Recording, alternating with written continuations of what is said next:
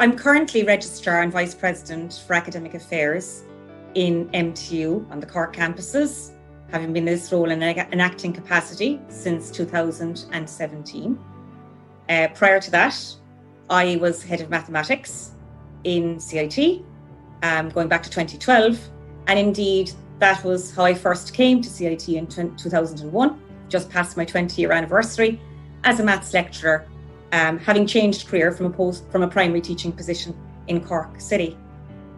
So I've been privileged to work right from the start of my journey here with a variety of colleagues in various academic disciplines, including engineering, science, business, tourism and hospitality, to name but a few in the context of my teaching. But I also consider myself to be a very proud alumnus of MTU. And in this specific context, I'm talking about the Cork School of Music.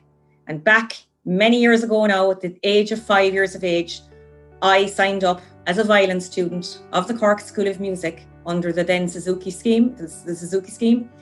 And it was really a life-changing moment and opportunity for me, and has instilled in me a love of the creative and performing arts. And right up to this day, keeping those connections with my arts colleagues, both in Cork School of Music and indeed more laterally in the Crawford College of Art and Design. And really looking forward now to working right across the university with all of my colleagues in terms of building that dream for MTU to make it that university of which we all will be really, really proud.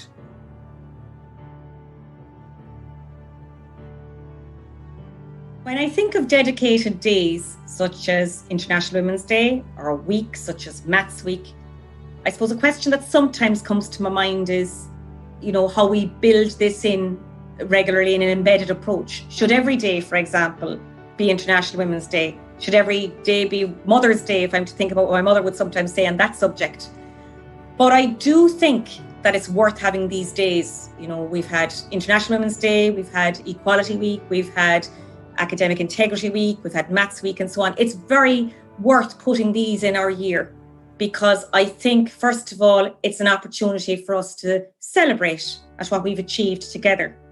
And for example, if you look at the agenda here on International Women's Day and the great strides we've made in bringing gender equality in higher education to the forefront of the agenda, it's been something that's been happening a lot in the last few years.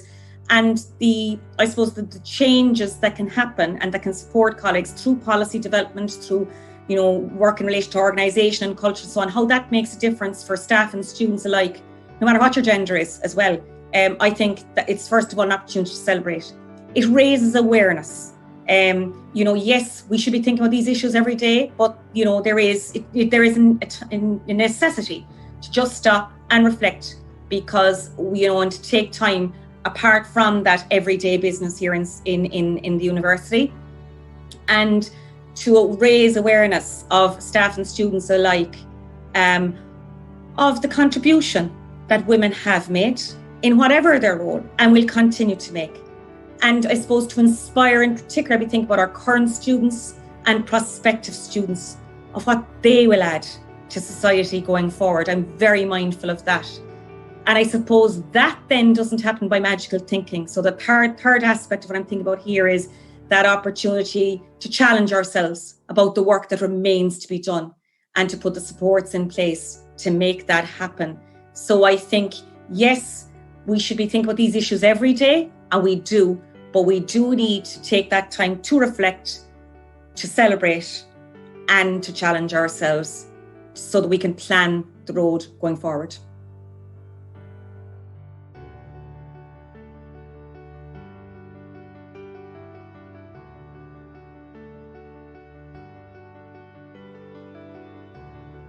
Who inspires me? Well, I've been so fortunate in my working life to date to have met so many fantastic role models, both here in MTU and in my previous working life as a primary teacher.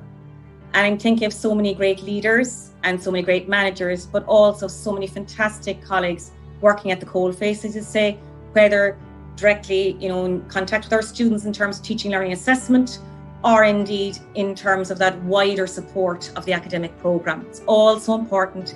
It makes a significant difference to our students and graduates, and that really is for their individual benefit in the first instance, but also for that of wider society. But if I'm to pick one person today on International Women's Day, I'm going to pick my mother. Eileen Tagney, now Eileen O'Shea, grew up on a farm in East Cork in the 1940s and early 50s. And at that time, doing the Leaving Cert was probably the equivalent of certainly doing a degree, if not the PhD. And she did that. And she forged out herself a career in banking and worked in that for a number of years. But unfortunately, when my mother came to the time when she was ready to have children and have to get married, it was more of a challenge than it would be now to have those two roles of mother and career woman. So she worked at home, and I would have to say that the contribution that she has made in terms of my life has been absolutely immense. And I suppose I just am finding that she has always inspired me. But moreover, in recent years, where in the context of the current COVID-19 crisis and how that has impacted on our older generation, but also, I suppose, in terms of her own personal struggle with chronic pain. So she was diagnosed with breast cancer in 1989 and is bearing those battle wounds to this day at the age of 79, just heading up for her 80th birthday, in terms of after effects of treatment and the chronic pain brought on by osteoporosis. And she's so positive, sees the positive in everything, has a real interest in others, myself included, always is asking after our work.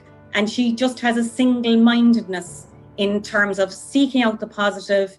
Her mind is ever sharp. And I just find that so inspiring that she manages all of that in her daily life. And it's something that I continuously learn from and am inspired by.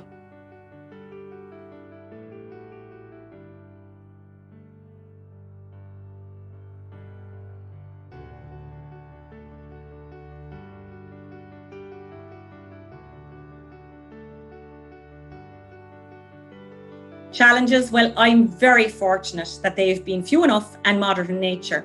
If I'm to think back, I remember that when I was appointed to the head of maths role in CIT back in 2012, that was my first management job. I was bowled over by the number of colleagues who contacted me or who approached me in the corridor to congratulate me on becoming another female member of the management team. And I suppose in that context, I recall that I was probably the first female head of maths in Ireland in a higher education institution. And I was really pleased at that. But when colleagues congratulated me on it, I felt an additional pressure because I felt that any failure on my part in any task which I was asked to do would let the whole side down, would let Manana Heron down. That I was carrying this burden and I felt it very heavy for a number of months.